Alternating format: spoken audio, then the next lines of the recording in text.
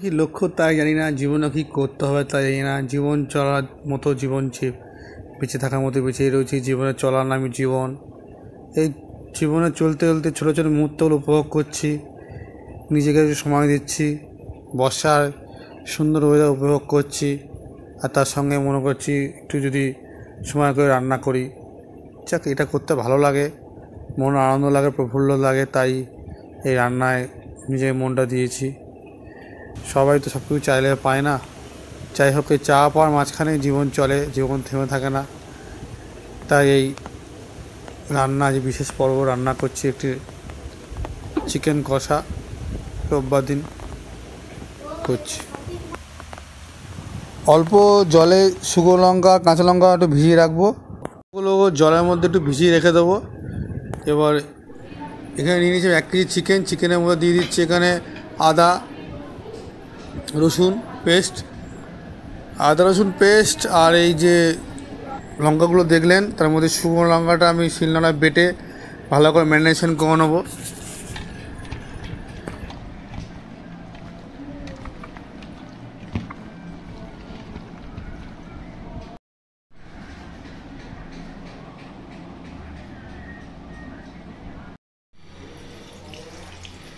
কড়াতে আমরা সর্ষে তেল দিয়েছি। আমি বেশিরভাগ রান্নায় সর্ষের তেলে করার চেষ্টা করি, সাদা তেল খুবই কম ব্যবহার করি। আর দিয়েছি সঙ্গে এখানে দারুচিনি, লবঙ্গ, এলাচ। দিয়ে নেওয়ার পর একটু গরম হয়ে গেলে, তেলটা যখন একটু ধোঁয়া বেরোবে, তখন পেঁয়াজগুলো দিয়ে দেবো। কেটে রাখা পেঁয়াজ দিচ্ছি এর মধ্যে।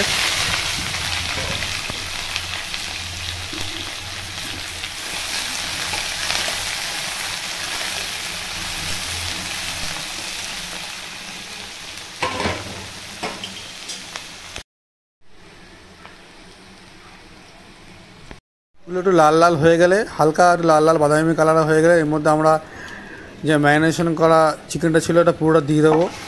দিয়ে এবার ভালো করে হাই ফ্লেমে কষবো।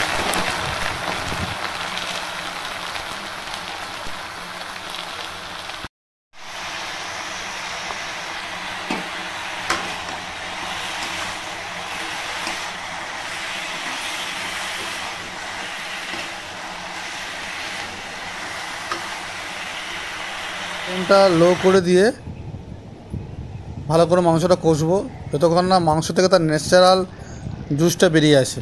দেখুন মাংস থেকে হালকা হালকা তার জল ছেড়ে দিয়েছে। আমরা বেশি জল এখানে ব্যবহার করবো না কষানোর জন্য। লো ফ্লেমে আমরা বারে বারে করে কষিয়ে নেবো। এবার আমরা দিয়ে দিচ্ছি হলুদ, গরম মশলা গুঁড়ো, ধনে গুঁড়ো আর নুন, এবং দিয়ে আবার হাই ফ্লেমে মাংসটাকে একটু স্টিয়ার করে নেবো বা কষিয়ে নেবো। অল্প করে কেটে রাখা টমেটো, বেশি টমেটো ব্যবহার করিনি, একটা টমেটোই দিয়ে দিচ্ছি মাংসের মধ্যে। সাধারণত প্রথমে আলুটাকে ভেজে নেয়, তারপর মাংস করে, কিন্তু আমি এখানে প্রথমে ভেবেছিলাম যে আমি আলু ধোবো না মাংসেতে, কিন্তু পরে মনটা চেঞ্জ করি, তাই জন্য আবার আলুটা ভেজে নিয়ে নিচ্ছি।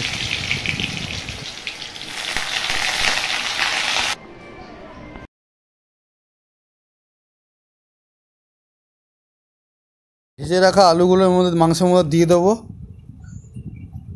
দিয়ে দেওয়ার পর আমার যে মশলা ধোয়া জল ছিল আর কাঁচা লঙ্কাগুলো ছিল, কাঁচা লঙ্কাগুলো এবার দিয়ে দেবো মাংসের মধ্যে। এবার দিয়ে চাপা দিয়ে রাখবো এবং হাই ফ্লেমে মাংসটাকে সিদ্ধ হতে দেবো। এর ফলে মাংসটাও সিদ্ধ হবে এবং আলুটাও সিদ্ধ হবে। চিকেন আমাদের রেডি। এবার আমরা চিকেনটাকে প্লেটিং করে নেবো।